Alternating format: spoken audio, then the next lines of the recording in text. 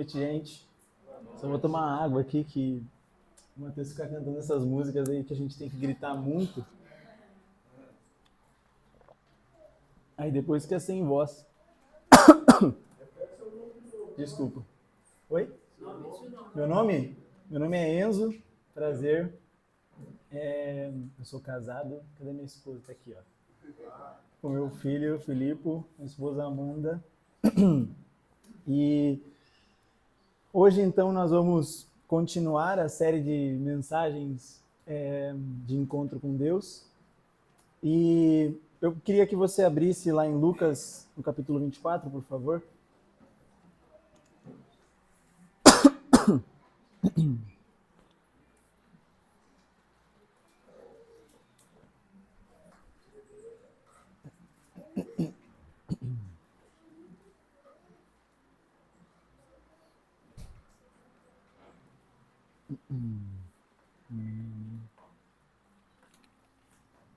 Amém? Todo mundo achou?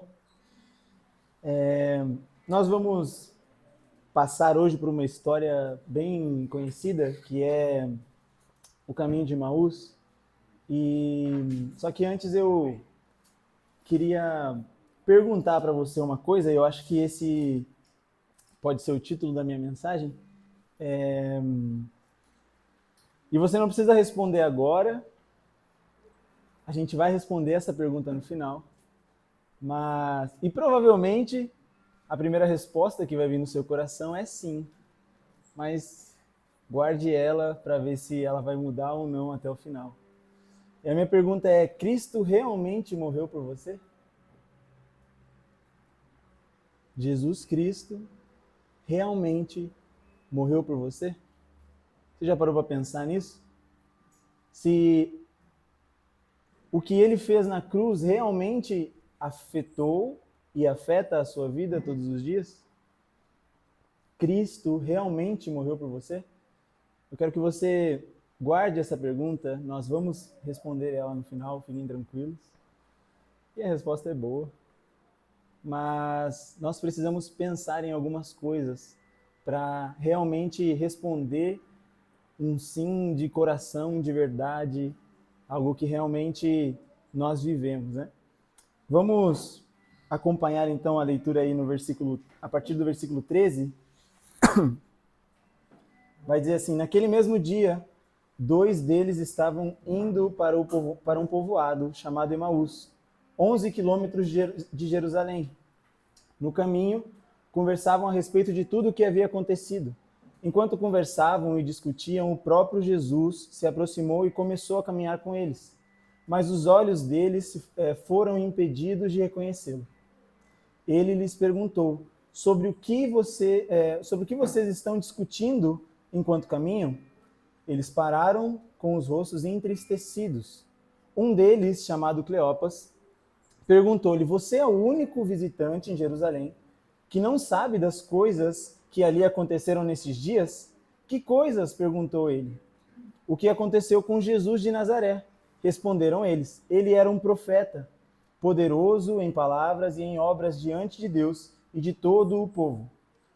Os chefes e sacerdotes e as nossas autoridades os entregaram para ser condenado à morte e o crucificaram. E nós esperávamos que ele que ia trazer a redenção a Israel. E hoje é o 3º dia desde que tudo isso aconteceu. Algumas mulheres entre nós nos deram um susto hoje. Foram de manhã bem cedo ao sepulcro e não acharam o corpo dele. Voltaram e nos contaram que tinham tido uma visão de anjos que disseram que ele estava vivo. Alguns dos nossos companheiros foram ao sepulcro e encontraram tudo exatamente como as mulheres tinham dito, mas não o viram. Ele lhes disse: como vocês custam a entender e como demoram a crer em tudo o que os profetas falaram. Não devia Cristo sofrer estas coisas para entrar na sua glória? E começando por Moisés e todos os profetas, explicou-lhes o que constava a respeito dele em todas as Escrituras. Ao se aproximarem do povoado para qual estavam indo, Jesus fez com quem ia mais adiante Mas eles insistiram muito com ele. Fique conosco, pois a noite já vem. O dia já está quase findando. Então ele entrou para ficar com eles. Quando estava à mesa com eles, tomou o pão, deu graças, partiu e o deu a eles. Então os olhos foram abertos e o reconheceram, e ele desapareceu da vista deles.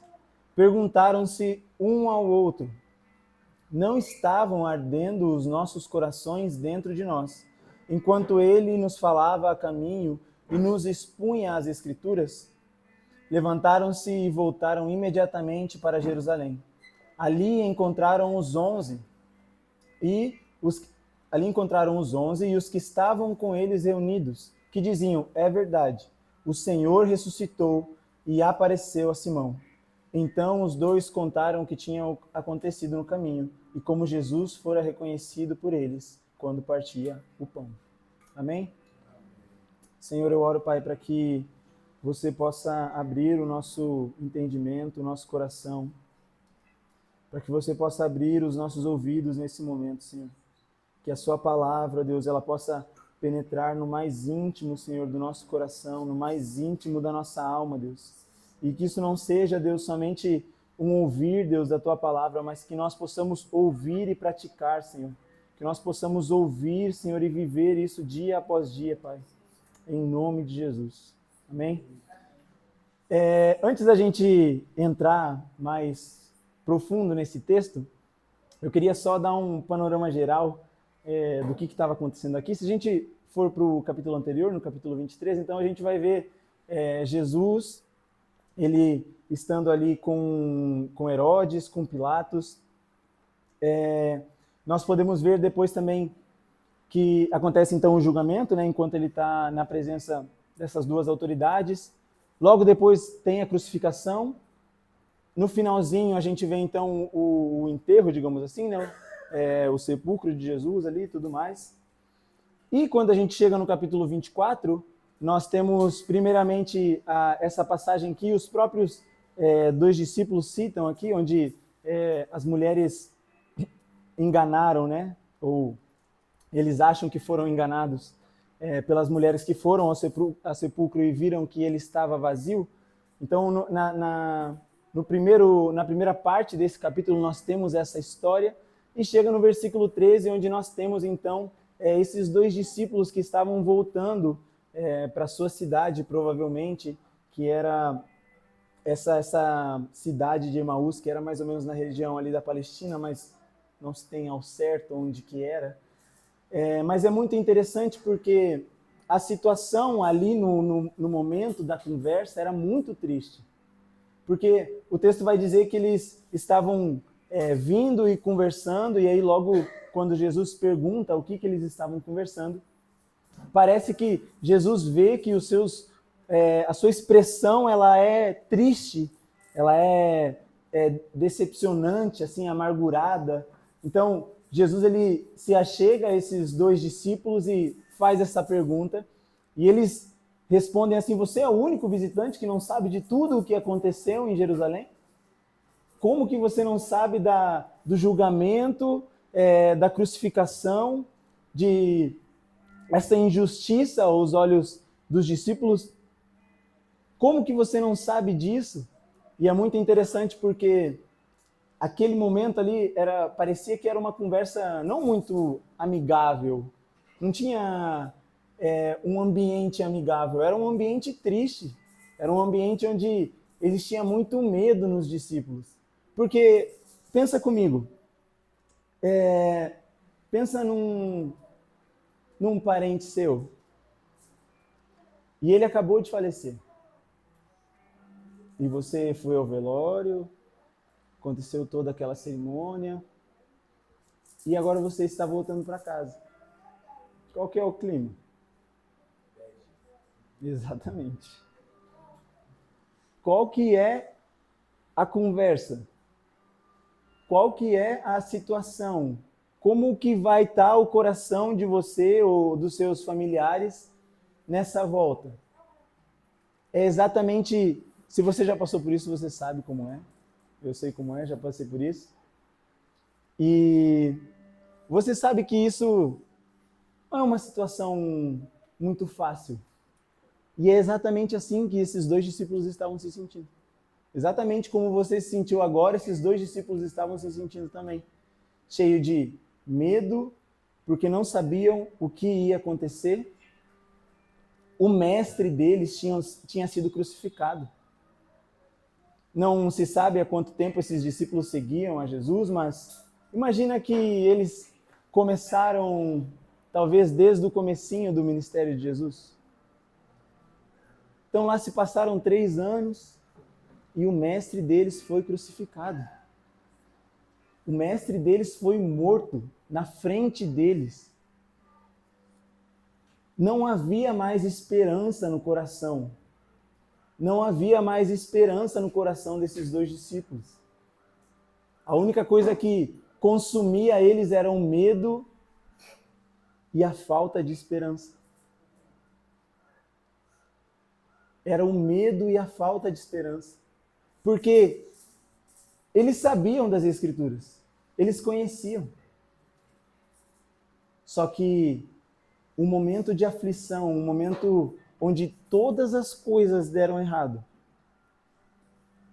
tudo ficou escuro na frente deles. E a única coisa que existia era medo e falta de esperança. A única coisa que existia era medo e falta de esperança. Eu queria ler novamente com vocês a partir do verso 13. Naquele mesmo dia, 2 deles estavam indo para um povoado chamado Emaús, a 11 quilômetros de Jerusalém. No caminho, conversavam a respeito de tudo o que havia acontecido. Pensem nessa conversa. O que será que passava na cabeça desses dois discípulos? Eles tinham depositado uma vida a esse mestre, acreditando nele, acreditando que esse mestre iria restaurar Israel, e agora ele estava morto. E já tinham se passado 3 dias. Então, a dor, o medo, a desesperança, tudo aumentou ainda mais. Enquanto conversavam e discutiam, o próprio Jesus se aproximou e começou a caminhar com eles. Mas os olhos deles foram impedidos de reconhecê-lo. Ele lhes perguntou: sobre o que vocês estão discutindo enquanto caminham? Eles pararam com os rostos entristecidos. A gente pode ver uma ação do medo muito... o medo em ação, na realidade, eu vou corrigir minha frase. A gente pode ver o medo em ação na própria Bíblia. Não precisa abrir. Marcos 4,40 vai dizer assim: então perguntou aos seus discípulos: por que vocês estão com tanto medo? Ainda não têm fé? Eles estavam apavorados e perguntavam uns aos outros: quem é este que até o vento e o mar lhe obedecem? O medo, gente, nos faz tomar atitudes muito erradas. O medo nos cega. As circunstâncias ruins nos cegam. Por que em Marcos 4,40, Jesus vai dizer assim: por que vocês estão com tanto medo? Ainda não têm fé? Parece que quanto mais o medo aumenta, mais a fé diminui. Parece que quanto mais essa falta de esperança aumenta, mais a fé diminui. Parece que quanto mais essa aflição e tudo que tem nos afetado no dia a dia, as coisas ruins e tudo mais, quanto mais nós olhamos para essas coisas, mais Cristo diminui em nossas vidas. Mais a esperança que nós tanto cantamos aqui, o Rei Judeu, mais ele diminui. E o medo, e a esperança, e a falta de esperança, e a falta de fé vão aumentando muito, muito, muito, muito. Toda essa situação que aconteceu nesses últimos 3 dias que os discípulos passaram, gerou medo e desesperança. Só que eu queria fazer uma pergunta para você. O que tem gerado medo e desesperança na sua vida? O que tem feito você parar de olhar para Jesus e começar a olhar somente para os seus problemas, somente para o seu coração, somente para as coisas que tem de ruim na vida? O que é que tem tirado a esperança desse glorioso dia, o dia em que o rei judeu virá? O que tem tirado os seus olhos desse lugar? Porque se nós olharmos para a nossa vida hoje, muitas coisas podem nos distrair. Muitas coisas. Mas normalmente, quando nós passamos por aflições, quando nós passamos por provações, que muitas vezes é o próprio Deus que coloca para que nós possamos amadurecer e tudo mais, principalmente quando nós estamos nesses dias ruins da nossa vida, os dias em que nós mais deveríamos olhar para Jesus, é os dias que nós menos temos fé, é os dias que nós menos temos esperança, é os dias que nós menos acreditamos na palavra. Esses são os dias que nós menos lemos a Bíblia, por exemplo, algo bem prático. Quando nós estamos tristes, quando nós estamos com medo do que está acontecendo na nossa vida, quando nós não sabemos, quando nós estamos que nem os discípulos, que não sabiam o que ia acontecer depois. Eles depositaram uma vida e o seu mestre morreu.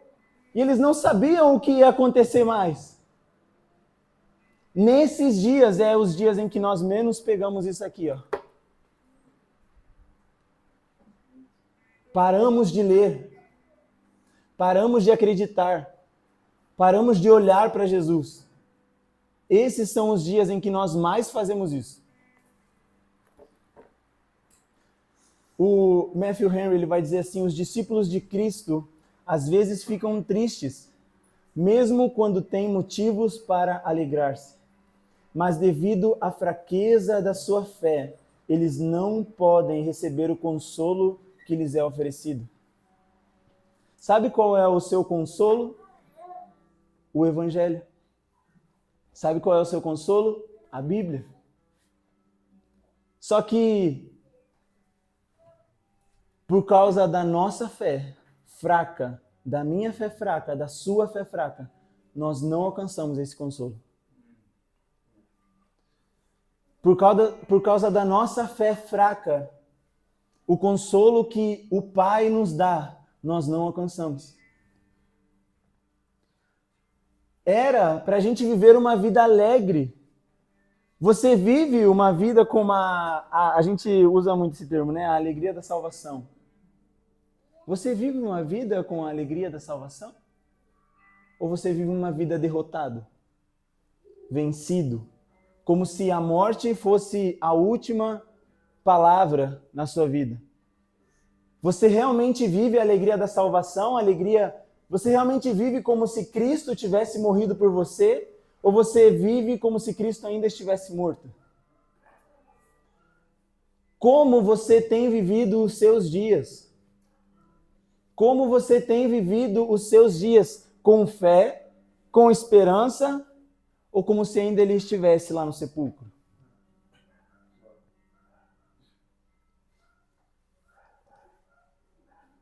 Muitas vezes caminhamos pela vida vencidos, como se a morte tivesse a última palavra e como se Jesus não tivesse ressuscitado. Embora Jesus esteja perto, não o percebemos. O problema de caminharmos assim, o problema de vivermos assim, é que Jesus pode estar conversando com você e você não vai perceber. O problema de viver com medo, com falta de fé, com falta de esperança, é que Jesus pode estar na sua frente e você não vai perceber. Esse é o problema de viver uma vida como se Jesus não tivesse ressuscitado. Esse é o problema de viver uma vida vencido pela morte. como se a morte tivesse a última palavra. Nós precisamos voltar e olhar novamente para aquilo que Jesus fez e abraçar com todas as nossas forças a obra de Cristo e viver a partir dela. Nós não podemos mais viver dessa maneira. Não há tempo. Não há mais tempo. A gente fala muito que Jesus vai voltar e não sei o que e tal. E eu acredito muito nisso. Eu digo, Jesus vai voltar logo, né? Nós falamos muito. Só que o jeito que a gente vive não parece. O jeito que a gente vive não parece nem que a gente acredita na obra que ele fez há 2000 anos atrás. Então, como nós temos vivido hoje os nossos dias em relação a isso? Nós temos vivido cheio de medo, cheio de desesperança. Nós temos vivido sem fé, não crendo naquilo que o Senhor fala. Como você tem vivido? Cristo realmente morreu por você? Cristo realmente cumpriu a obra dele em você? Como você tem vivido esses dias? O Hernandes Dias Lopes ele vai dizer assim: sem a verdade da ressurreição, nossa vida será marcada de tristeza e dor. Eles estavam tristes quando deveriam estar exultando de alegria. Quantas vezes a nossa vida é uma via sacra de lamento, dor e tristeza, porque não tomamos posse do poder da ressurreição. A vida cristã é uma vida de esperança e alegria. Como que é a sua vida hoje? É uma vida de esperança e alegria? Ou é uma vida de lamento, dor e tristeza? E eu não estou dizendo que é ruim passar por esses momentos de dor, passar por esses momentos de tristeza. Nós vamos passar, isso com certeza. Mas eu estou dizendo que você não pode viver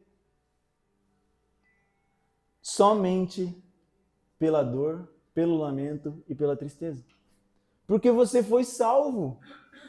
Porque Cristo, ele consumou uma obra aqui na terra e ele te trouxe essa alegria da salvação que a gente tanto fala. Só que muitas vezes isso fica só aqui e não desce para cá. E não vem para o coração. E aí as nossas atitudes não mudam. Aí a gente continua caminhando do mesmo jeito. Romanos 15, 13 vai dizer assim, que o Deus da esperança os encha de toda a alegria e paz, por sua confiança nele, para que vocês transbordem de esperança pelo poder do Espírito Santo. Essa esperança nos libertou do medo. Essa esperança nos trouxe a alegria da salvação.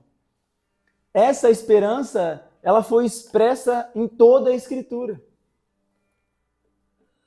É nessa esperança que nós precisamos crer, que nós precisamos olhar. Só que aqui entra outro problema. A gente passou pelo medo e agora chegamos na incredulidade.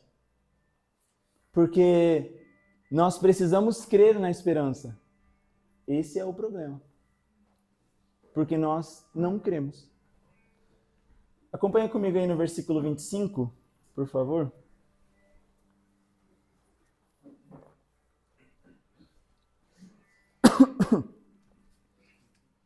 Amém?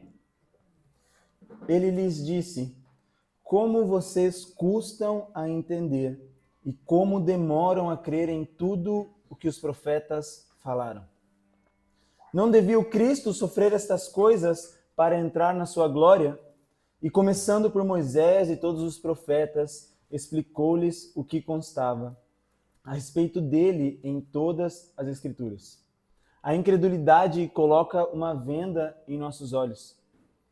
Jesus abre as Escrituras e expõe para os discípulos ele mostra ele mesmo desde Moisés e passando por todos os profetas. Só que essa exortação que Jesus dá aos discípulos, como vocês custam a entender e como demoram a crer em tudo o que os profetas falaram, é a mesma coisa que Jesus fala para a gente hoje. Como nós custamos a entender, como nós custamos a acreditar, a crer, como nós demoramos a entender aquilo que está escrito aqui. Aquilo que Deus deixou para nós, para lermos e crermos.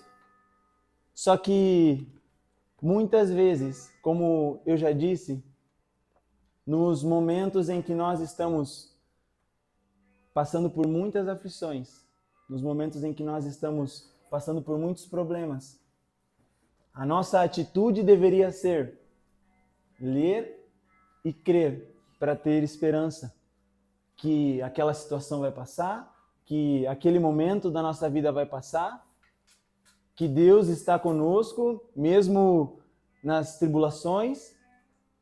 Só que a nossa atitude ela é totalmente diferente. Aí nós estamos na tribulação e fazemos assim, ó. Não vou ler mais. Não vou ler porque eu achava que ele não ia me deixar passar por isso. Não vou ler mais porque isso daqui não pode ser. Eu não acredito que um Deus que me ama deixa eu passar por essas coisas. É por isso que Jesus ele nos exorta dessa maneira. Como nós demoramos a crer, como nós demoramos a entender aquilo que a própria Bíblia nos diz, aquilo que a própria Bíblia nos traz, uma esperança. E nós precisamos olhar para isso. Nós precisamos ler e crer, para que isso entre em nosso coração. E nos dias ruins, nós podemos chorar e tudo, mas nós vamos chorar e as nossas lágrimas vão estar cheias de esperança. As nossas lágrimas nos dias ruins vão estar cheias de fé. As nossas lágrimas nos dias ruins vão estar cheias de Cristo. Assim que deveria ser. Só que existe outra coisa que a gente não crê, a gente tem esse problema de não crer naquilo que está escrito, só que muitas vezes a gente não crê naquilo que Deus falou sobre nós. Deixa eu explicar melhor. Deus, ele falou para você que ele ia estar com você em todas as aflições. Deus, ele falou que ia estar com você em todos os seus medos, em todas as suas dificuldades. Só que quando chega o medo, quando chega a aflição, quando chega a dificuldade, a gente para de crer nisso. Deus, ele diz para você que você é amado. Quando chega a tribulação, você esquece disso. Deus diz para você que você é desejado, mas quando chega o medo, quando chegam os problemas, você esquece disso. Então nós, além de não crermos naquilo que está escrito, aquilo que Deus fala através dos nossos irmãos, enfim, sobre as nossas vidas, nós paramos de crer também. Nós temos a dificuldade de lembrar dessas palavras no momento de aflição, no momento de medo. Por quê? Porque o medo nos cega. Se nós não estamos firmes na palavra do Senhor, se nós não estamos firmes em Cristo, o medo vai nos cegar. Se nós não estamos firmes na palavra do Senhor, nós não vamos passar pela tribulação da maneira correta. Nós vamos esquecer dessas palavras, daquilo que Deus ele falou já sobre as nossas vidas. Como é fácil para nós esquecermos daquilo. Como é fácil para nós desviarmos o olhar. Como é fácil, qualquer situação faz com que eu estou olhando aqui, ó. Qualquer situação faz com que eu faça isso aqui. Como pode qualquer coisa fazer eu desviar o olhar de Cristo? Como pode qualquer tribulação fazer eu desviar o olhar de Jesus? Nós precisamos urgentemente permanecer na palavra do Senhor. Estar firmados nisso.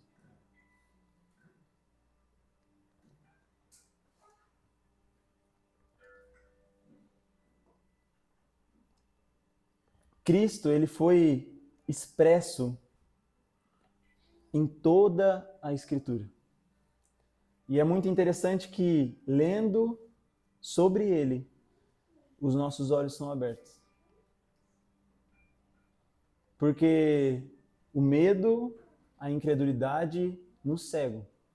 Mas lendo sobre a nossa esperança, os nossos olhos são abertos. Eu queria ler com você a partir do verso 30.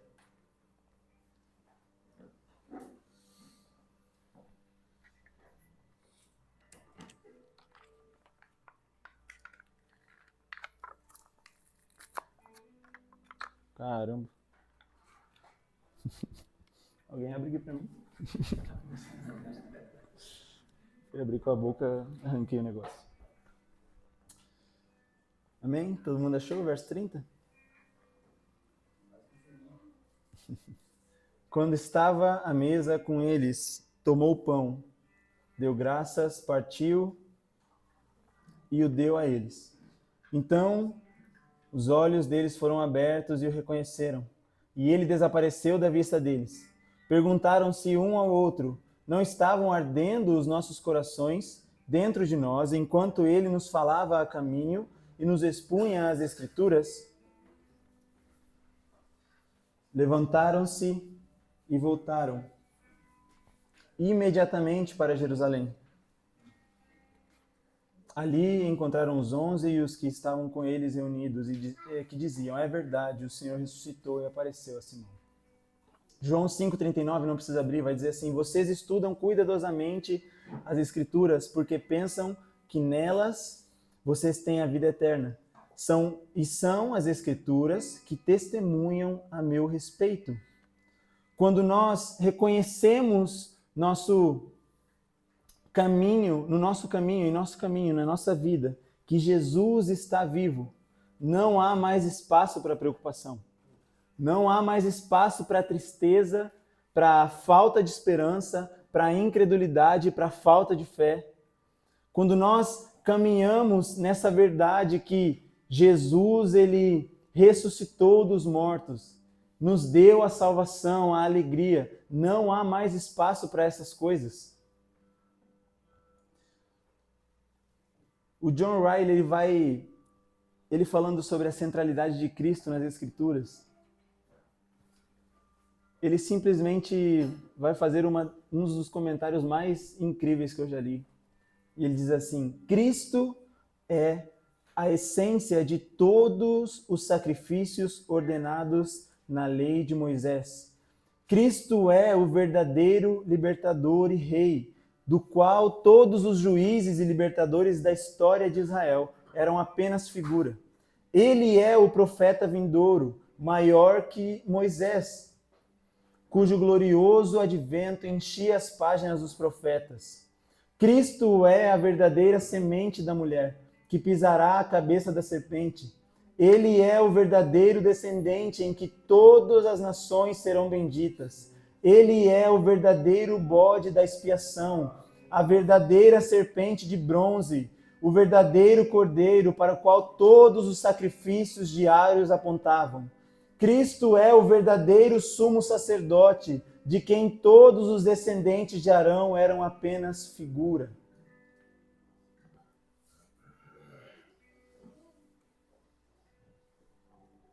Nós precisamos ter esse encontro com a esperança.